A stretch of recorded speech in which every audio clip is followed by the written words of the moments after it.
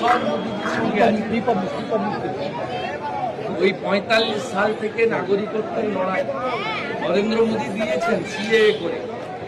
তারপরে যখন মমতা ব্যানার্জি পুলিশ 2024-এর 5ই আগস্টের পরে অবৈধভাবে হাসিনাবাদী থেকে সরানোর পরে যেভাবে হিন্দুদের উপর অত্যাচার করছিল, 1 সেপ্টেম্বর 2025 মোদিজির নির্দেশে স্বরাষ্ট্র দপ্তর নোটিফিকেশন করে বাংলাদেশ থেকে আসা হিন্দু শরণার্থীদের কোন রাজ্যের কোন পুলিশ কাজ করতে পারবে না, এই নোটিফিকেশন নরেন্দ্র মোদী দিয়েছে।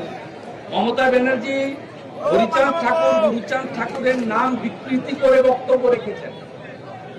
উনি বিনাপানি দেবী মা, তার সম্পর্কে বলেছেন আমার পয়সায় চিকিৎসা হয়েছে।